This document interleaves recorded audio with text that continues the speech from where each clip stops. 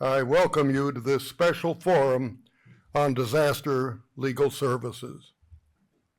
Today, we focus on the critical role that civil legal aid plays in disaster response and preparation, beginning with the firsthand experiences of civil legal aid lawyers and disaster response experts presented in rapid-fire presentations, and in a video, a disaster survivor will recount how civil legal aid really helped her in her recovery.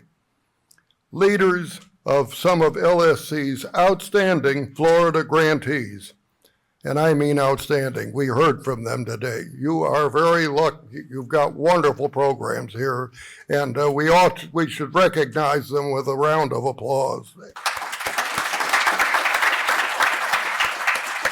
And so leaders of some of them will focus on their vital role in disaster response and preparedness during a panel discussion moderated by LSC's terrific president, Ron Flagg, who will also later recognize 45 Florida legal aid staff with more than 25 years of service. How about that? I join you today after attending one of LSC's signature events, the Innovations in Technology Conference. We just held it in Phoenix a few weeks ago. It was our 25th such technology conference, and more than 700 people attended the event, where over the years, transformative ideas and practices developed there have greatly expanded our grantees' ability to provide high-quality legal assistance to some of our country's most vulnerable citizens. On July 25th of 1974, Richard Nixon signed the LSC Act to help, and I quote, provide equal access to the system of justice in our nation and to provide high-quality legal assistance to those who would be otherwise unable to afford legal counsel. Of the corporation the LSC Act created, Nixon went on to say, here, each day, the old, the unemployed, the underprivileged, and the largely forgotten people of our nation may seek help. Well, 50 years later, they're still seeking help. And LSC and our grantees across the country are still providing it. In fact, during these 5 decades, our extraordinary national network of providers has helped nearly 75 million low-income Americans with their civil legal problems. 75 million.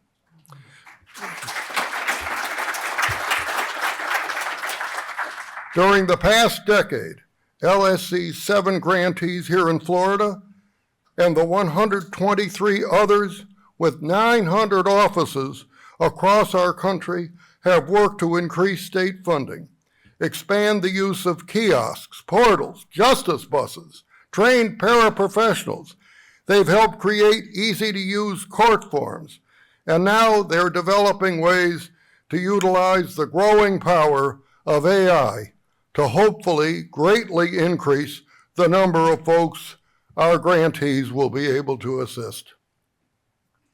LSC's latest by the numbers, the data underlying legal aid programs, report recently published found in 2023 that LSC grantees closed more than 771,000 cases for their low-income clients, a 10-year high. Well, just imagine what our grantees could do with anything approaching appropriate funding if they weren't forced to turn away as many eligible applicants as they help because of a lack of resources. Yes, despite LSC and our grantees' best efforts, the situation remains in significant crisis. LSC's 2022 Justice Gap Survey carefully examined the depth of this problem and captured the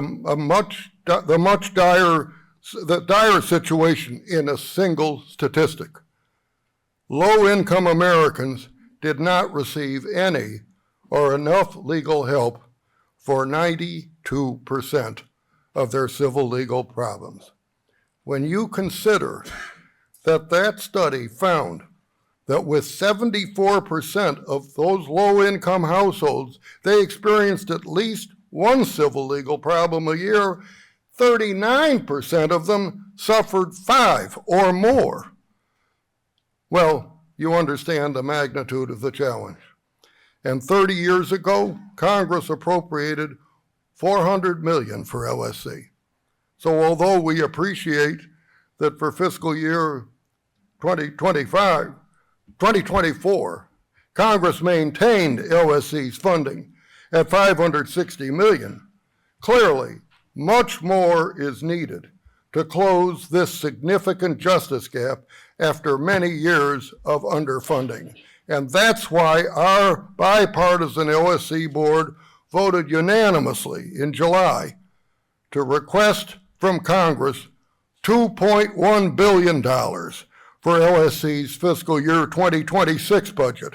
And such an increase would make a world of difference for LSC and its grantees.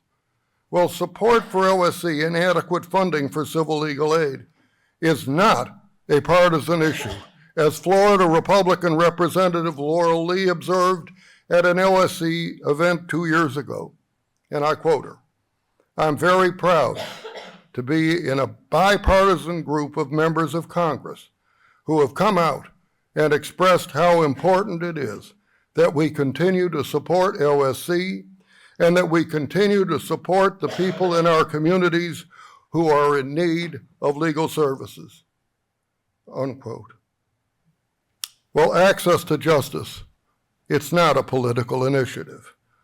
It's a core American value expressed in the preamble to our Constitution, etched above the entrance to the Supreme Court, invoked in the final words of the Pledge of Allegiance.